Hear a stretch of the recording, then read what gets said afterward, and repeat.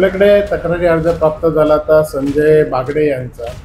त्यामध्ये त्यांनी तक्रारी अर्जामध्ये नमूद केलं होतं की त्यांचा पुतण्या अमित बागडे आणि त्याचे काही ओळखीचे मेट्रोमध्ये अधिकारी आहेत असे सांगणारे व्यक्तींनी नोकरी लावतो असे आमिष दाखवून त्याच्याकडून एकूण 5 लाखाच्या एवढ्या रक्कम घेऊन आणि काही भेटवस्तू स्वीकारून नोकरी न लावता फसवणूक केल्याची तक्रारी अर्ज प्राप्त झाला होता। सदर अर्जाची चौकशी करून त्याबाबत माननीय DCP सो यांना टिप्पणी सादर करून त्यांच्या परवानगीअंती सदरचा गुन्हा दाखल झालेला आहे।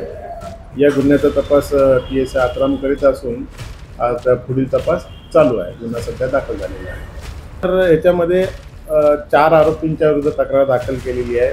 अमित बागडे हा फिर्यादीचा पुतण्या आहे।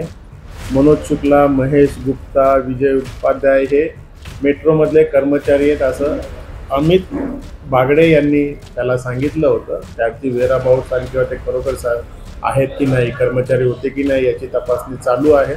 त्या तपासणीअंती ते कर्मचारी असतील तर त्याप्रमाणे देखील मेट्रोला कॉर्पोरेशनला कळवून त्यांच्यावर कारवाई करण्यात येईल।